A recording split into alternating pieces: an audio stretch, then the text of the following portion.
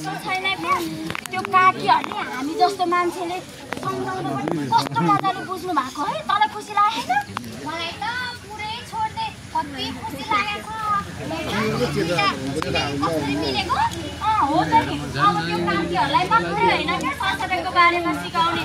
अन्त गाउँ गाउँमा कहाँ कहाँ फोहोर गरेको छ यो गाउँ मात्रै होइन हो पल्लो गाउँ ओल्लो गाउँ सबैतिर गाउँमा गएर हाम्रो त गाउँमा बाल सञ्जाल पनि छ त्यहाँतिर गएर सबैजनालाई भन्ने फोहोर गर्नु हुँदैन भनेर हाम्रो थाहा बनाउनुपर्छ भन्नुपर्छ। हामीले त्यो गीतालाई क्या त फोहोरी यस्तो भनेर फुट्क्याएको थियौँ नराम्रो नि गराएको थियौँ नि त। अनि तेरो बुवा त जडिया यस्तो उस्तो भनेको थियौँ क्या मलाई त कस्तो नराम्रो लागिरहेको छ। उसको घरमा गएर अनि त्यही त भने मलाई पनि कस्तो नराम्रो लागिरहेछ क्या। अब फोहोर लुगा लाउँदैमा घर वरिपरि पुरै फोहोर हुँदैमा त्यो मात्रै होइन नि त। फोहोरी भनेको मान्छेको दिमाग मान्छेको नैतिकता मान्छेलाई गिज्याउने गिराउनु पनि त्यो पनि फोहोरी भित्र नै पर्छ। त्यही भएर अब उसलाई त्यस्तो भनिहाल्यो हामीले यस्तो गर्नु भएन भनेर उसलाई सम्झाउनु पर्छ। घरहरू सफा सुग्घर गरेर राख्नु भनेर भन्नुपर्छ ल। अहिले चाहिँ हामी कसैको घरमा त होइन यो गाउँलेहरूले मलाई चिनेन के हो को भनेर चिनेन के हो। यो घर मेरो हो। यो घरको आँगनमा खाना पकाउँ कि अघिल्लामा गएर हगाउँ कि यिनीहरूलाई के मतलब। यहाँ कुहिएको चार खाँदा भइरहेको छ। अब यहाँ कुहिने खोर र नकुहिने खोर छुटाउनु पर्यो। मुखलाई मार छैन कुन्नी के जातिलाई जिउ भने जस्तो सेरे उमा सेरे मलाई सम्झाउने काम कसैले नगर्थे रे।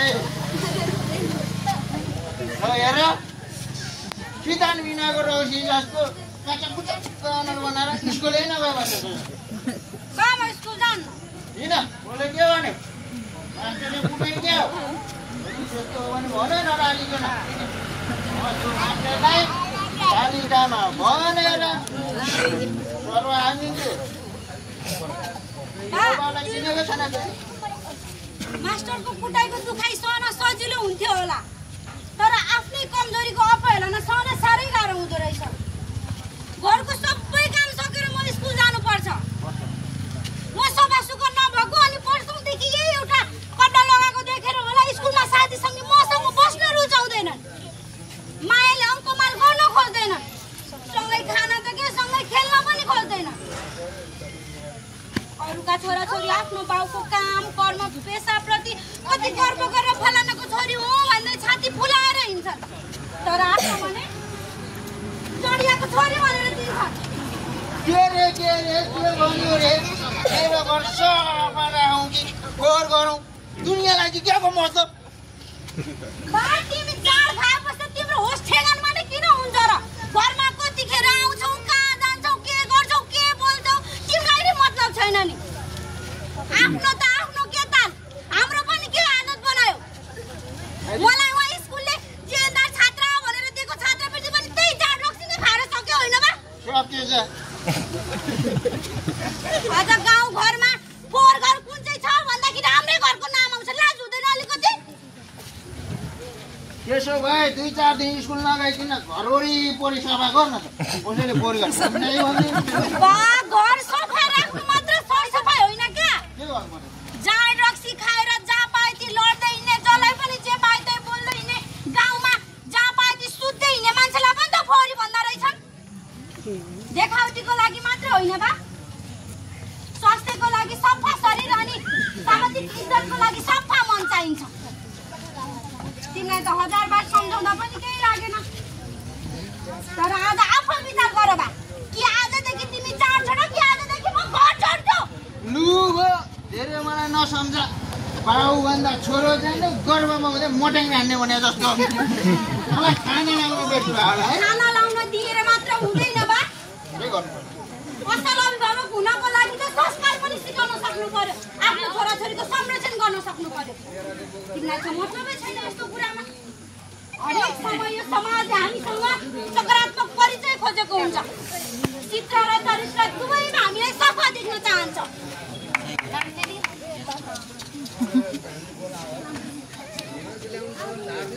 गाउँलेहरूले भनेका कुबेलामा आमाले सरसफाइ नगरेकै कारणले झाडा पगालाले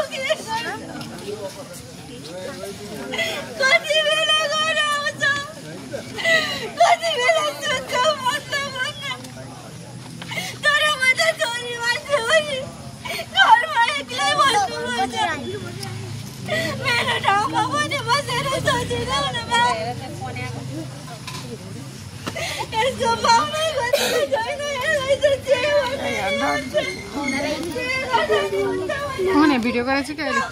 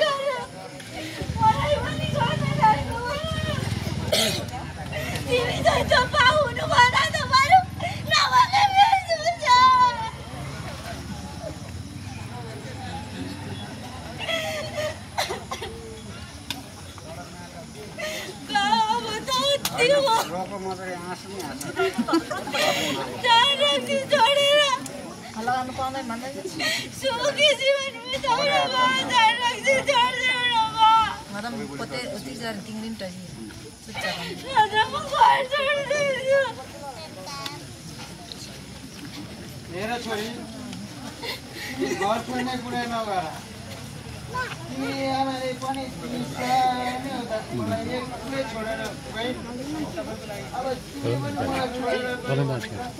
कस्तो छ आराममा बाँच्नु त चार रक्सी भएपछि कसैको मतलब छैन होइन किन छैन म त्यही त गाउँ न मेरो छोरी म भोलिदेखि नै पर्सिदेखि नै छोड्छु घर छोड्ने कुरा नगर न भोलि भन्दा कति वर्ष बितिसक्यो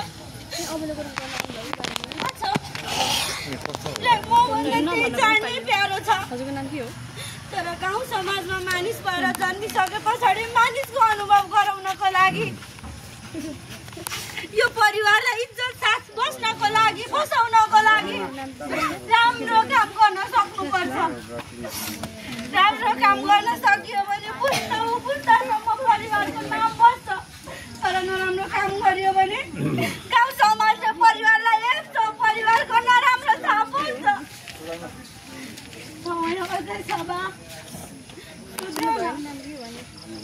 गाउँ समाजमा हाम्रो परिवार इज्जतको साथ बसिरहेको चाहन्छौँ भने आजैदेखि जाँदै छोड्यो तर फलानाले त छोरीलाई पनि लगेन आफू पनि बिजोगले मनाउने चाहन्छु भने चढेको मेरो आफ्नै विचारबाट हो छोरी यो कुराहरू मलाई मनभित्रैबाट पछुतो भएको छ तिमी यति धेरै बुझ्ने भइसकेछौ कि मैले आजसम्म एकै राखेँ सबै धेरै कारणले भएको जाडलाई नै जिन्दगी ठानियो तिम्रो आमाले पनि घर चोताएर सफा गर्नुपर्छ भन्थे घर चोताएर मात्र नभएर गाउँ समाज पनि सफा गर्नुपर्छ भन्थे म भने मातेर आएर घर चोताएर सफा गर्ने पाएन डुङडुङकी कुट्थे तिम्रो आमाले चौतारीमा रोपेको रुख पनि 10 वर्ष भइसकेको बरु त्यो रुखले शीतल छारिदिने भइसक्यो म भने बाँचेर नि कसैलाई केही दिन सकेको रहेन मलाई माफ गरिदेऊ छोरी म आफैबाट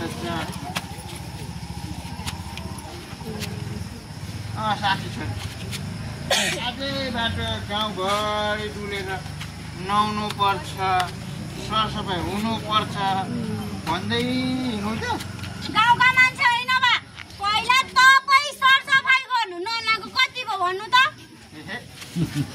म त पोहोर त नुहाएको 1 वर्ष नि भोलि होइन बा आज अहिले नै नआउने म पानी लिएर आउँछु तयार हुनु है बा अब अहिले त बुढो मान्छे माथि पनि बा छिटो न ढिलो भइसक्यो स्टोकर खोल न बा गाह्रो हुन्छ यत्रो वर्षसम्म मुखबाट पानी खनाउँदै तातो भयो अब आज एक दिनमा पानी खनाउँदै जाडो छ कुर्ता स्टोकर खोला बा ढिलो भइसक्यो गाह्रो छिटो छिटो स्टोकर खोलेर त्यहाँ राख यो मेरो हराला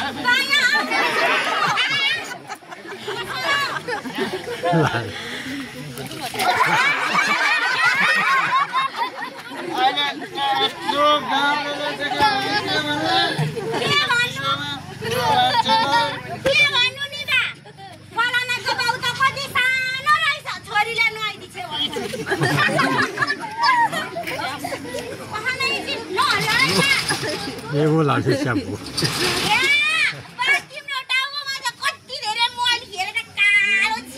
होइन होइन होइन ऊ माथि घामले डोडेर कालो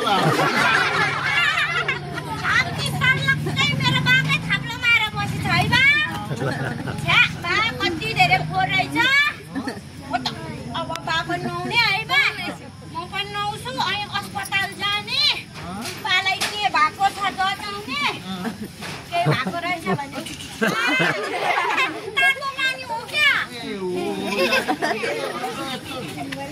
के छिटो भएको भने होला छैन तातो भन त बा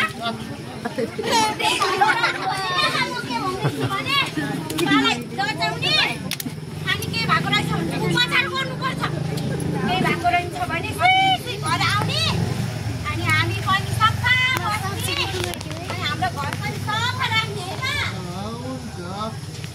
अझै कहाँ जाउँथ्यो हो लो बा तिमी अहिले नौल म टाउनुमा लाउ बा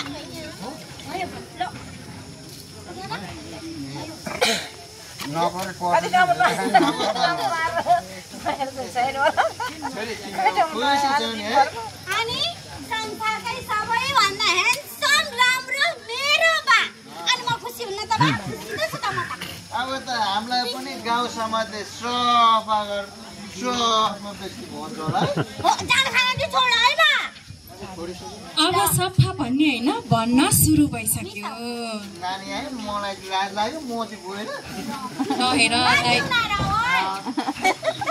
ल हेर्नुहोस् त ल नानीलाई बधाई छ है यति सानो मान्छेले विद्यार्थी भएर एउटा बालबालिका भएर